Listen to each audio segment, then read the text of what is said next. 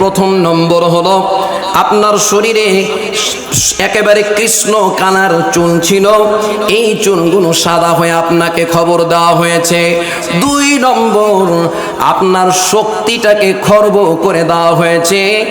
আর 3 নম্বর আপনার সুঠাম দেহটাকে, আপনার শরীরের দাঁতগুলো, চোখকে, আপনার লিসেনিং পাওয়ার, রিটেনিং পাওয়ার, এই সমস্ত কিছুকে আল্লাহ একটা একটা করে নিয়ে মালিকের পক্ষ থেকে আপনাকে চিঠি দিয়ে বলা হয়েছে, বান্দা তোমার মৃত্যুর টাইম হয়ে গেছে, আমার মালিক তোমাকে তাই দিয়ে দেবে। বলেন আলহামদুলিল্লাহ। আজরাইল আসলো গোলামের কাছে, দেখে সেজদায় পড়ে আছে, সেজদায় পড়ে করে মালিককে বলছে সুবহানাল্লাহ ওয়ালহামদুলিল্লাহ লা ইলাহা ইল্লাল্লাহ সুবহানা রাব্বিয়াল আ'লা। ওই বড়ত্ব আর মহত্ব, যার সম্মান অনেক বড়, ওই মালিকের প্রশংসা করে বলছে, মালিক রে, মর্যাদার কপলটা মাটিতে নুইয়ে দিয়ে একেবারে নিজের আত্মমর্যাদা সব কিছু তাকাব্বুরি অহংকারীকে সমূলে নিপাত করে দিয়ে আমার মর্যাদার কপলটা আমি সেজদাতে তোমার দরবারে দিয়ে মালিক সবচাইতে বড় আল্লাহ তোমার প্রশংসা করছি, সুবহানা রাব্বিয়াল আ'লা। এত বেশি খুশি হয়ে যায় ওই মালিক, ওই সময়ে বান্দা যা চাই বান্দার জন্য আল্লাহ তা ব্যবস্থা করে দেয়। সম্মানিত এলাকাবাসী, আমার কলিজার টুকরা আপনজনগুলো একটু খেয়াল করেন। আল্লাহর ওলি দরবেশ মানুষ আজরাইল আলাইহিস সালাম আসলেন, জিজ্ঞাসা করলেন, কথোপকথন হলো, এই মুহূর্তে আপনি কি চান? আপনি যা চাইবেন আল্লাহ তা ব্যবস্থা করে দেবে, কোনো কিছু চাই না। আজরাইল ভাই, আমার কোনো কিছু চাওয়ার নাই, আমার চাওয়ার হলো আমি কোন টাইমে মারা যাব, আমাকে এই কথাটুকু তুমি একটু জানায়া দিও। আজরাইল আলাইহিস সালাম বললেন, আরসালু ইলাইকা ক্বাবলাল মাউত, তোমার মৃত্যুর পূর্বে, ক্বাবলা মাউতিক, তোমার মৃত্যুর পূর্বে তোমার কাছে একটা রিসালা যাবে, তোমার কাছে চিঠি যাবে, তোমার কাছে রসুলাইনি আও সালাসা, 2টো চিঠি অথবা 3টা চিঠি তোমার কাছে যাবে, এরপরে তোমার জান কবজ করে নেওয়া হবে। হঠাৎ একদিন আজরাইল ওই গোলামের কাছে গিয়ে বলতেছে, সাক্ষাৎ যখন হলো তখন বলে, ব্যাপার কি, তুমি কি আমার কাছে এসেছো আজায়েরা?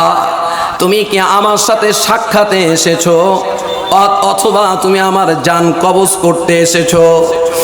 এই কথা বলার সাথে সাথে আজরাইল ডেকে ডেকে বলে, আল্লাহর ওলি, আল্লাহর পয়গম্বর, আমি আপনার জান কবজ করতে এসেছি। ব্যাপার কি, তুমি কি ভুলে গেছো নাকি? আমার কাছে কয়টা চিঠি, একটু মেহেরবানি করে বলেন কয়টা চিঠি? 2টা চিঠি অথবা 3টা চিঠি আসার কথা ছিল, একটাও তো চিঠি পেলাম না। আমি এবার অতির দিকে যাচ্ছি না, কথা সহজ করার জন্য, ছোট করার জন্য। আজরাইল আলাইহিস সালাম বললেন, পয়গম্বর, আল্লাহর ওলি, আপনার কাছে চিঠি এসেছে, কিন্তু আপনি জানেন না আপনার যে চেহারার ভিতরে, আপনার মাথার উপরে এত কুসকুসে কৃষ্ণ কালো চুল ছিল, এই চুলগুলো যখন পাকতে শুরু করেছে তখন আপনার মালাকুল মউতের প্রথম চিঠি এসে হাজির হয়ে গেছে। আল্লাহ পাক বলেন, আল্লাহুল্লাযী খালাকাকুম মিন দু'ফিন সুম্মা জাআলা মিন বা'দি দু'ফিন কুওয়া সুম্মা জাআলা মিন বা'দি কুওয়াতিন দু'ফান ওয়া শাইবা। আল্লাহর গোলাম, ওই মালিক যিনি তোমাকে দুর্বল থেকে শক্তিশালী করে তৈরি করেছেন, আবার শক্তিশালী তোমাকে শক্তি দেওয়ার পরে আবার দুর্বল করে একেবারে বার্ধক্যে উপনীত করে দিয়েছেন। কথা ঠিক কিনা? ঠিক না বে ঠিক? আমাদের অবস্থাটা আমরা দেখেন, আমরা শক্তি দুর্বল ছিলাম। লাম ইয়াকুন শাইআম মাযকুরা, উল্লেখযোগ্য বিষয়বস্তু ছিলাম না আমরা। আল্লাহ সুবহানাহু ওয়া তাআলা শক্তি দিলেন। দুনিয়াতে যখন আসলাম তখন একেবারেই দুর্বল। একটা ছোট্ট ছাগল ছানা, সেও কিছুক্ষণ পরে তার মায়ের স্তন খুঁজে পায়, কিছুক্ষণ পরে দৌড়াতে শুরু করে। কিন্তু মানুষ যতক্ষণ পর্যন্ত তার কলিজা টুকরা মা তাকে ডেকে স্তনের নিপিলটা তার মুখে না দেবে, ততক্ষণ পর্যন্ত কান্না ছাড়া তার মুখে আর কোনো ভাষা থাকে না।